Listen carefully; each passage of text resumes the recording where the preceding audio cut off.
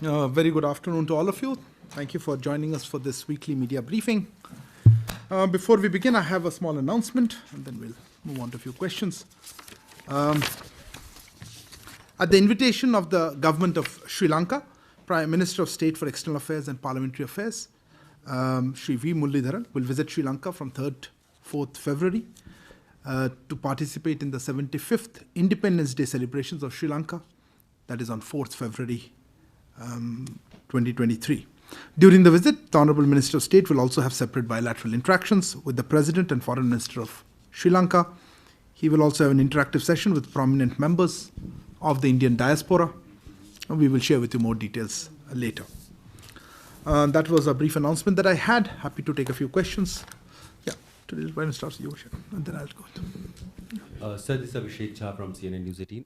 My question is regarding this media report that is coming from USA, where it has been reported that Prime Minister Modi may be having a meeting with President Biden, and USA side is very keen to have him somewhere around May, June. So if you could just say whether the possibility of Prime Minister's visit is being explored. What is the exact question? Possibility of a visit is being explored. It is being explored by the NEA. Okay. I saw your hand. Siddhant, go ahead. I'll come back to you. Hi, I'm Siddhant from Beyond. My question is, we have seen the Khalistani violence in Australia.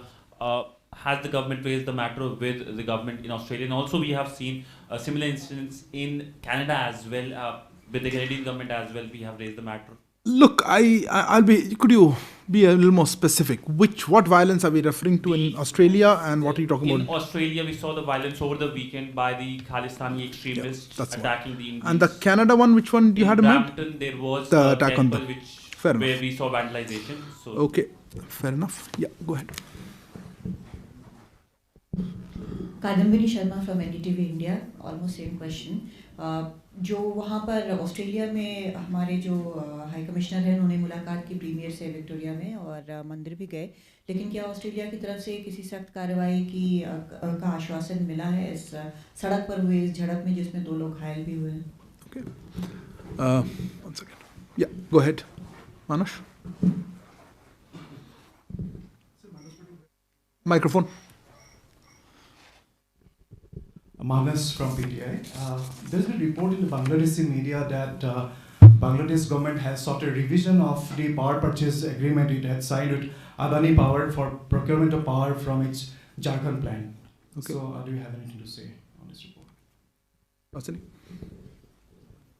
Thank you. So Hasini Heather from The Hindu. It's been about a week since the government issued notice to Pakistan for calling for amendments to the Indus Water Treaty. I wanted to know 2 questions.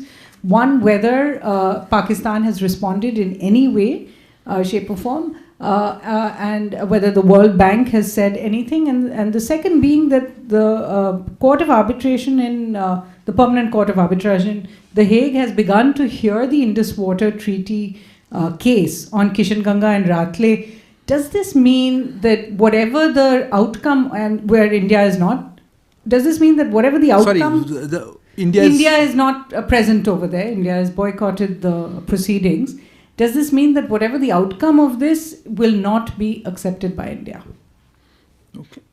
Let me take this round and I'll come back to a few questions. Abhishek, your question was regarding some media report, right? Look, I'm not going to get into commenting on such media reports. As you're very well aware, and I love saying this multiple times, I don't have a crystal gazing ball. We will announce high-level visit at the appropriate time. At this point, I'm not aware of any specific date or visit. However, as you know, there are visits going on there. And so let me not prejudge anything. I saw some report, but best avoided commenting on such reports. Siddhant, your question was regarding Australia and in fact and Canada, and there was some the attack that happened. I think it was January 30th. Let me first of all say we strongly condemn such attack by extremist elements, and we urge local authorities to investigate and punish the perpetrators. We have been repeatedly taking up with the Australian authorities our concerns about actions by such elements, including those that are proscribed terrorist organizations, in fact. We have also conveyed our firm rejection of the so-called Khalistan referendum and the politically motivated exercises by extremist elements. You had a specific query about it's been taken up with the Australian authorities. As I mentioned, we have been taking up. We have requested Australia to ensure the safety and security of members of the Indian community and their properties, and to not allow the use of Australian territory for activities that would be detrimental to Indian territorial integrity, security, and national interests of India. We have, in this regard, noted the comments by some Australian leaders condemning the violence in Melbourne, and we will continue to take up this issue with the Australian authorities. In Canada, you had mentioned about a Canada incident. In that context, you would have seen the comments, I think, by the Canadian foreign minister denouncing the vandalism. We reaffirm this position strongly, and we, of course, condemn such acts of vandalization. So that's broadly what I wanted to say. आपने पूछा हिंदी में, देखिए जो Australia में अभी जो incident के बारे में जिक्र कर रहे थे, ऐसे एक्सट्रीमिस्ट एलिमेंट्स द्वारा ऐसे हमलों को हम स्ट्रांगली कंडेम करते हैं, और जो ऑस्ट्रेलियन जो अथॉरिटीज़ हैं उनके अपराधियों के जांच करने के लिए और उनके ऊपर कार्रवाई करने के लिए हम आग्रह करते रहते हैं, किया भी है। जैसे ऐसे प्रतिबंधित आतंकवादी संगठन सहित ऐसे तत्व द्वारा ऐसे जाने वाली कार्रवाई के बारे में अपनी चिंताओं को बार बार हमने ऑस्ट्रेलियन अथॉरिटीज़ या अधिकारियों के सामने उठाया है। ये तथाकथित खालिस्तान रेफरेंडम की जो जिक्र किया था और एक्सट्रीमिस्ट एलिमेंट्स द्वारा राजनीतिक रूप में ऐसे जो एक्सरसाइज या एक्शन लेते हैं, इस पर हमारी दृढ़ अस्वीकृति को भी हमने अवगत कराया है ऑस्ट्रेलिया के अथॉरिटीज़ को। हमने उनको कहा है कि भारतीय समुदाय के सदस्य और उनकी संपत्ति की सुरक्षा सुनिश्चित करने के लिए और भारत के क्षेत्रीय अखंडता, सुरक्षा और राष्ट्र हित के लिए हानिकारक गतिविधियों के लिए ऑस्ट्रेलिया क्षेत्र के उपयोग का अनुमति नहीं देने का अनुरोध भी किया है। इस जो इंसिडेंट हुआ मेलबर्न में, हमने इस इंसिडेंट की निंदा करने वाले ऑस्ट्रेलिया नेताओं की टिप्पणी पर भी हमने गौर किया है। हमने देखा है कि कुछ लोगों ने, कुछ लीडर्स ने ऐसे टिप्पणी किया है कि उन्होंने इसको खंडन किया है ऐसे एक्ट्स का। कनाडा का भी एक प्रश्न था कि हमने उस बारे में, हम कनाडा के विदेश मंत्री ने एक ट्वीट अपने कमेंट्स दिए हैं जिसमें उन्होंने निंदा की है। हम ऐसे ये जो स्टेटमेंट है उनका जो पक्ष है, इस स्थिति की पुष्टि करते हैं और ऐसे वैंडलाइजेशन या अटैक्स के बारे में हम बड़ी निंदा करते हैं। कादम्बनी, आई थिंक दैट आपकी जो प्रश्न था इसका आंसर उसी में है। मैं ये कहना चाहता था कि हाँ, हमारे जो उच्चायोग हैं वहाँ वो मिले थे, वहाँ के प्रीमियर जो ऑस्ट्रेलिया के प्रोविंस के प्रीमियर हैं, और ये बात उठाई गई उनमें कि आप इसमें, उन्होंने अपने ट्वीट भी किया है उनके इस मीटिंग के बारे में, जिसमें उन्होंने कहा था कि उन्होंने कड़ी शब्दों में इस इंसिडेंट को और जनरली ये जो कुछ एक्सट्रीमिस्ट हैं और जो सो कॉल्ड खालिस्तान रेफरेंडम के बारे में एक्शन ले रहे हैं, उसके अगेंस्ट में एक्शन लेने के लिए हमने रिक्वेस्ट किया है। और मैंने जैसे कहा, हमने देखा है कि कुछ ऑस्ट्रेलियन लीडर्स ने इसका कंडेमनेशन भी रखा है और निंदा की है। Manas, I don't have anything on that. As you clearly said, this was a, I understand you're referring to a deal between the sovereign government and an Indian company. I am not aware of the deal. I don't even think we are involved in this. So Hasani, let me clarify on your question. This was regarding the Indus Water Treaty. Last week, as you said, we have issued, or rather our Indus Commissioner, India's Indus Commissioner for Indus Waters, Commissioner for Indus Waters, issued a notice on 25th of January for the modification of the Indus Water Treaty of 1960 to his Pakistani counterpart. This notice was issued with the intent to provide Pakistan an opportunity to enter into government-to-government negotiations to rectify ongoing material breach of the treaty. We have called upon Pakistan to notify a suitable date for the commencement of interstate bilateral negotiations under Article 12.3 of the treaty within 90 days. I am not aware of a response from Pakistan as yet. I also don't know if I'm not aware of any response or comment by the World Bank. In any case, our notification by the Indus Commissioner was to his Pakistani counterpart, not to the World Bank. I would not speculate. You had asked me on the Court of Arbitration. That's a legal process. I would not speculate as to our position or the exact modality or approach. You are right. We are not involved or participating in that process. But further steps, I would not like to prejudge at this stage. Next round of question. कौन C part आपने तो पूछा ही नहीं anyway अच्छा हिंदी में चाहने की बात होती नहीं आपको प्रश्न है तो पूछिए मैं जवाब दूंगा देखिए 25 जनवरी को हमारे जो भारत के कमिश्नर फॉर इंडस वाटर्स कहलाते हैं उन्होंने अपने पाकिस्तान काउंटर पार्ट को जो सिंधु जल संधि के मॉडिफिकेशन के लिए उन्होंने नोटिस जारी की है जो 1960 की जो ये संधि है इस नोटिस को पाकिस्तान को इशू इसीलिए किया गया कि ये जो ऑनगोइंग मटेरियल ब्रीच है उस संधि में उसको सुधारने के लिए एक मौका दिया जाए कि गवर्नमेंट टू गवर्नमेंट नेगोशिएशंस शुरू करें और इसको अवसर प्रदान करने के लिए ही हमने ये नोटिस इशू किया है हमने पाकिस्तान को कहा है कि 90 दिन के अंदर इस ट्रीटी के तहत जो बायलैटरल नेगोशिएशन उनके आर्टिकल 12(3) के तहत जो अलाउड है उसमें उसको शुरू करने के लिए अपना कोई डेट वो बताएं और उसको अधिसूचित करें ताकि हम इसको आगे ले जा सकें अभी तक मुझे ऐसा कोई खबर नहीं है कि पाकिस्तान ने जवाब दिया है सुहासिनी ने पूछा था कि वर्ल्ड बैंक ने इसमें कोई जवाब दिया हमने वर्ल्ड बैंक को लिखा तो नहीं था और ना ही मुझे मालूम है कोई ऐसा कोई रिस्पॉन्स आया है वर्ल्ड बैंक की तरफ से if I could have next round of question somebody one by one hold on you just answer या Yeshi This is Yeshi Seri from the New Indian Express. India had sent an invite to Pakistan for attending the SCO Foreign Ministers meet. Any response from them? And what's the update on the 8 naval officers? It's been 6 months, 6 bail pleas have been rejected. It's the second question, but anyway. Okay. Okay, I saw, yeah, please. Sorry, whose hand was up? Yes, sir. Please, before you. Yeah, go ahead. Sir, Shailesh from National Defense, sir. Sir, can you please tell us something about our NSA Ajit Doval sir's visit to US? And we hear that in media reports that perhaps US is ready to give away the technology of G414, or rather to produce the engine or something like that in India. Besides that, there was a delegation also that had prominent members.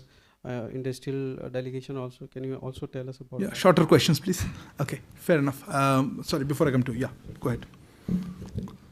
Sir, Rishikesh from PTI. Has any government approached India to inquire about the status of Adani related Sorry, repeat the question again. Has any government? Any foreign countries approached India to inquire about the status of Adani? Which erupted after the recent controversy. Please frame your question correctly. I am not still understanding this. Any foreign government approached us to inquire about the status of Adani group. Okay. Because Adani group is engaged in lots of infra project or other foreign countries. Like Sri Lanka, I'm not sure this is a foreign policy related question. Anyway, since you asked, I'll try to give you a response. Yes, please go ahead. This is Manish Kumar Jha from Financial Express. Similar question regarding the National Security Advisor visit to United States.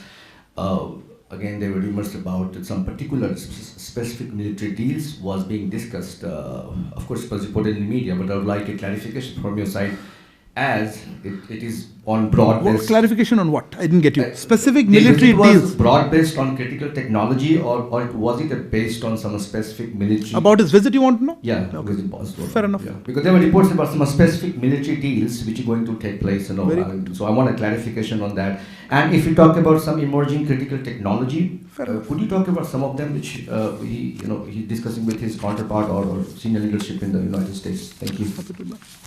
Okay, Kalol. Kalol from the Hindu. Sir, of course, this is the year for G20, and India was expected to highlight its economic and all over achievement in the financial field for the world to see. Do you think the Adani issue as it has erupted, and also especially its regional ramifications in the field of with the dealings that it had with our neighbors, especially with Bangladesh, Sri Lanka, other countries. But do you think this is going to cast a shadow on our, image as far as G20 is concerned, especially in the coming months at the summit? Oh, interesting question.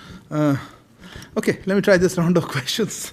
Okay, Yeshi, your question was about the SCO, right? Look, let me just clarify. This has been going on a bit, and as you said, we are, as you know, we hold the current presidency of the SCO, and as is customary, as the president, India has been extending invitations to all SCO members, including Pakistan, for various events under our presidency that we have hosted and will continue to host as president. So that's broadly what I wanted to say. I don't know what you mean by has someone... I'm not going to be able to get into specific invitations for specific events. As the events happen, or well before that, we extend invitations to all the participating countries or member countries, and we expect them to attend our events in person. That's unless it's a virtual event. I think Pakistani officials might have attended some of these ones. I'll have to check. I think they have. So I'm not sure what exactly you meant. On specific, let's say meetings, I don't have confirmation who all confirmed, who have not confirmed. So that's so you wanted the foreign ministers. Look, I don't know exactly how many have confirmed, who all have confirmed. I don't have the details. The foreign minister meeting is not for some time now. We'll let you know closer to the date as we get to that. You also asked about the 8 naval officers in that. Look, let me reiterate largely what we have been saying on this, that we attach a lot of priority to this case, I would say, and that we are following up. The visits and the communication with the families is going on quite regularly, I would say, and our mission there is, pursuing it, and all possible efforts are being made for their release and repatriation at an early date. But, as I said, family visits and access for the moment are being granted. I don't have any particular update this week. If there is, we will certainly share that with you. Salish, you asked about the NSA visit and some G414 you mentioned. And Manish, I think you had a similar sort of question. Look, let me just mention, because of the time difference, perhaps you're missing out. We have issued a detailed press release, quite a detailed press release, about the NSA's visit. I think it was yesterday morning we issued it. I have that actually here with me. I would also draw your attention to a very detailed fact sheet that the United States government has issued on that. One of the key elements of NSA's visit, and in fact, if I could just mention this, about that you would recall that in May 2022, Prime Minister Modi and President Biden, who were then meeting on the sidelines of the Quad Leaders Summit in Tokyo, announced what the India-US is called Initiative for Critical and Emerging Technologies. And that is, I think, is being called ICET. ICT is led by the National Security Council, Secretariat of India, and the US National Security Council under their White House. In fact, during NSA's visit this week, which is ongoing visit, the first meeting, the inaugural meeting of this ICET took place. And both countries, I would say, took concrete steps to give shape to the vision of the two leaders by announcing specific projects and proposals for building technology value chains, as you would notice, and you ask some areas: quantum technology, semiconductors, space, telecom, and also defense or enabling defense co-production. We believe that through ICET, India and the US have added a new dimension of strategic technology collaborations to our robust bilateral agenda. And as trusted partners, both countries will engage more closely in these emerging technology domains. One unique and key aspect of ICET is participation of multiple stakeholders, including industry, research and innovation ecosystem, to bring sort of a whole of government approach to realizing these collaborations. If you want more details, I would urge you to look at those the press release that we have issued, as well as the fact sheet that the American side has issued. Insofar as specific defense deals are concerned, look, I would be hesitant to comment on it. Anything that's not, the visit is still ongoing, but I noticed that under the Defense Innovation and Technology Cooperation fact sheet issued by the US side, it says that the US side says that we have received an application from General Electric to jointly produce jet engines that could power jet aircraft operated and produced indigenously by India. The United States commits to an expeditious review of this application. I don't think we should go beyond that. What has been said, that should answer your question also. Rishikesh, you had mentioned about whether foreign governments have approached India about status of Adani Group, something like that. Look, I don't know if they will approach me. I'm not aware of any such outreach at all. I don't think it's a foreign policy issue. If there is any query that they might have vis-a-vis a private organization, maybe they'll route it through to other concerned departments, but I'm not sure. I'm certainly not aware of it. I don't think we have been approached by any government. Kalol, your question also was, I think, on an extension of that. Do you think this will cast a shadow? Look, I don't want to get into stuff that is beyond our domain. I'm not sure what will cast a shadow exactly. Frankly, my understanding is there's a company has lost share value, and they have withdrawn an FPO. I'm not sure whether I think that'll be extrapolating a bit much to say it'll cast a shadow on India's G20. I think India will showcase various elements of, and we have highlighted this, including tech, including fintech, including our economic success, etc. So my answer would probably be a no. But again, I don't think, frankly, it's a foreign policy related element. Some more questions I've had? Yes. You had asked a question already. No? Sorry. I always think you always ask a question. Go ahead. Apologies. In my mind. Go ahead. Sir Madhurendra news nation से बताइए. मेरा सवाल है कि शालिग्राम का जो पत्थर है दरअसल वो नेपाल से भारत लाया गया है जी. और अयोध्या पहुंच चुका है. इस पत्थर से भगवान राम की प्रतिमा बनेगी राम मंदिर में.